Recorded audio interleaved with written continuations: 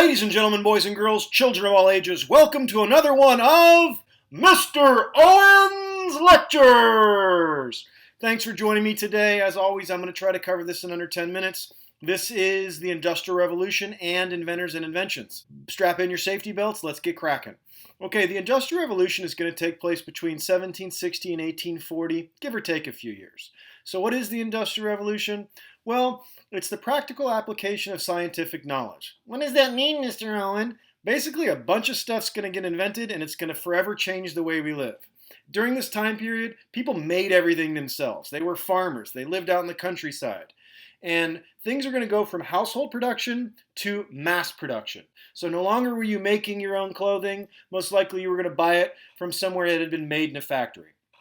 Before the Industrial Revolution, people had maybe two shirts. You had one that was dirty, you washed it, you let it dry, and you wore the other one. That was it. After this, people are going to have mass production. It's going to make goods a lot more affordable, a lot easier to make. Okay, so this is a game changer, and it's going to forever change the way we live. This is going to start in England. England is going to be like the major player in this, and they're going to get rich and very powerful as a result. They start the whole thing, and they even keep their engineers in England. They won't let them leave. And so they get a big jump start and a big lead on this. They also had a really good navy, so they were able to sell their goods all over the place. But soon other countries in Europe, the United States, are going to start hopping in. Japan, they're going to see this growth, and they're going to go, we want to industrialize as well. We want to get a piece of this. Okay, so why else do you care? Why do I care, Mr. Owen? This is so stupid. It's all old people. Well, you should care because, like I had said before, people were living on farms. They were making their own things. This is going to change. People are going to go from farms to living in cities. Okay? They are going to urbanize. This is urbanization. This is where people move to the cities. They live in cities and they work in cities. This is how we live today. Okay? Most of you wouldn't know how to sew your own shirt or farm. If I said you can't go to the grocery store or buy any more food, you have to make your own food, a lot of you would struggle. Okay, back then that wasn't a thing. That's how people lived. So people are going to move from farms to cities for factory jobs and other economic opportunities. Okay? And the Industrial Revolution is going to make goods more affordable, and they're going to give a lot more jobs like I had mentioned. Okay? This is also going to create a middle class, which really didn't exist before. You had kings and queens, you had rich people that owned all the land, and then you had poor people. The Industrial Revolution is going to create a middle class of skilled workers, things like doctors, lawyers, factory managers, all sorts of things like that. Now don't get confused. The middle class is still not going to be huge during this time period, and most of the people are going to be still very, very poor with a small amount of rich. But for the first time in modern history, we're seeing a middle class, which is a really big deal. Okay?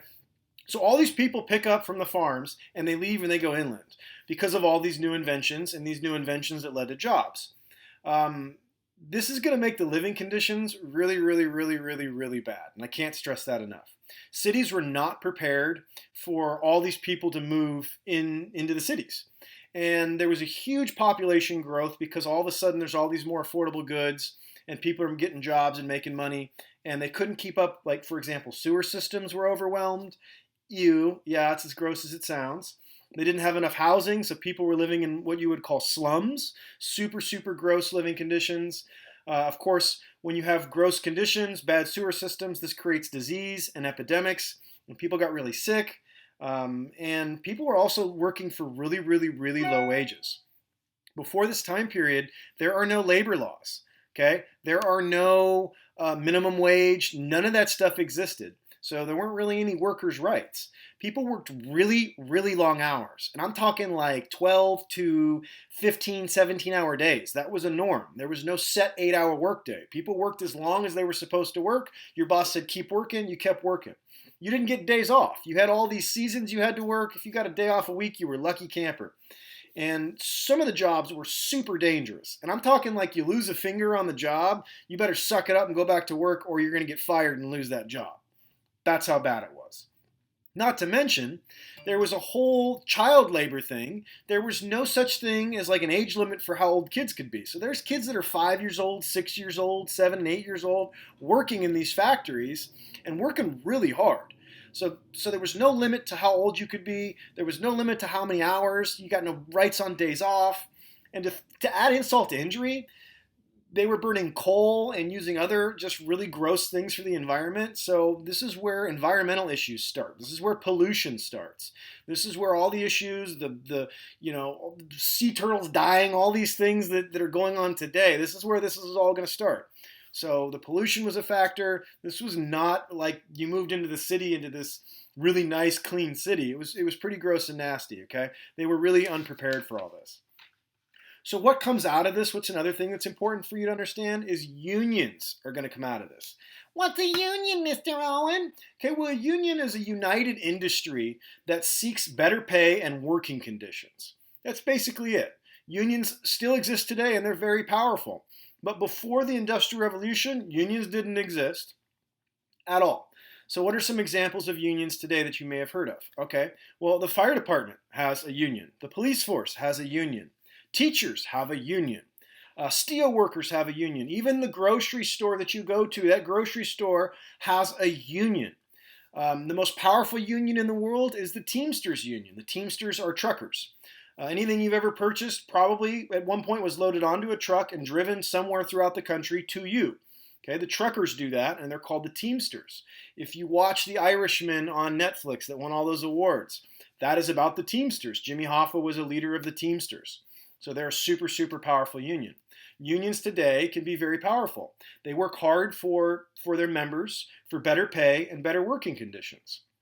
So a teacher union is going to fight for better pay for teachers. They're going to fight for better working hours, better conditions, things like that. That's what unions do. So in the Industrial Revolution, when people had no rights, they were working for next to nothing, they had dangerous jobs, they had long hours, unions started to form to say, hey, we don't want to work a 15-hour day. We don't want to work in these dangerous conditions. We want some rights. And unions always have this ability to go on strike. It is a really powerful thing. It's where they walk off the job and they say, we're not working until our demands are met. Well, when this started happening in the Industrial Revolution, like government saw this as like a terrorist thing. This was a major threat. And in some instances, they sent in militaries and people got killed. So it was a pretty unbelievable time. Unions today, that's not the case. It's not uncommon for a strike or things like that. And they're much more well known. And in fact, you should probably ask your parents. One of your parents, or your uncle, aunt, somebody in your family, I promise you, belongs to a union. Another big deal is people are going to leave Europe for the United States because of this. Because Europe's going to start fighting wars over Industrial Revolution. And so it's going to give people an opportunity to come to the United States where it's a little bit less crowded. And Europe's going to this is going to change Europe forever. They're going to take hold of the Industrial Revolution, and it's going to create a huge money divide between the rich and the poor. And it's going to create a thing called colonialization, which is what we're going to learn about next. And colonialization is where other countries go into other countries and they occupy them and they take all their resources. So for example, England's going to go into India and they're going to take a bunch of their resources. So then that way they can use it for the Industrial Revolution and they can keep making products. Okay? So you're probably wondering right now and asking yourself, I don't understand, Mr. Owen, what inventions were invented? I got a list for you, okay? And this is inventors and inventions. Because I can't stress enough, a lot of things are invented during this time period. Okay, for example, Henry Bessemer. Okay, if you've ever been in a building, would you rather be in a building that's 100 stories up made of wood or steel? I'm guessing you said steel. Superman's not called the man of wood, he's called the man of steel. Okay, Henry Bessemer invented the steel making process, taking iron and turning it into steel. Major, major deal. Louis Pasteur. Louis Pasteur invented the pasteurization method. If you've had a nice cool glass of milk that was pasteurized, that's because of Louis Pasteur. Louis Pasteur also is the guy that looked in medical facilities and said, you know what, there might be this thing called germs and bacteria, and he invented the sterilization of liquids and some other things. Before then, when you went into a hospital, you had surgery, you probably were going to die. They didn't wash their hands, they didn't clean any of their utensils, it was gross. And Louis Pasteur was the guy that was like, maybe germs and bacteria are a thing, maybe we should wash our hands, maybe we should clean our equipment. And that's going to be a big game changer. And I know what you're thinking. Ew, Mr. Owen, that's super gross. Yeah, but when was the last time you washed your cell phone? Probably should go do that right now. Some other inventions. Thomas Edison invented the light bulb. He also invented some other things. The weird thing about Edison is he really doesn't invent anything. He takes other people's inventions and he just makes them so good that he gets credit for it. He also gets credit for the phonograph and the kinetoscope, which helped lead to the entertainment industry. It's like early record players and movies, basically.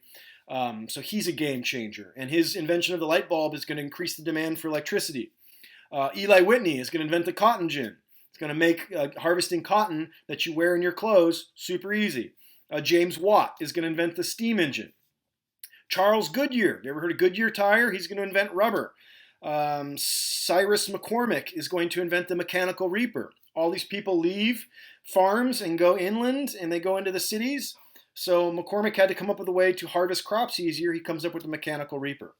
Some other examples: the spinning jenny, the flying shuttle, the spinning machine, the water frame, and most of those are things that are used in factories to make textiles, which is clothes, and things like that. Makes it really easy to make them fast. And then another one is the printing press, and there's going to be a lot of improvements within that, and that makes media start to grow. Newspapers and things like that are able to reach much larger audiences. Okay, so regrouping everything, let's recap. The Industrial Revolution is a big deal because people are going to move from farms to cities because they're no longer going to have household production. It's going to be mass production. And there's mass production because there are a ton of things that are invented during this time period, and it's going to make the way we live change forever. All right, questions, comments, concerns, let me know. Hope you enjoyed it. I was almost out 10 minutes. Not bad. Enjoy your day. We're going to be exploring a lot of this stuff in our next project. So I hope you took some good notes, and we'll talk to you soon.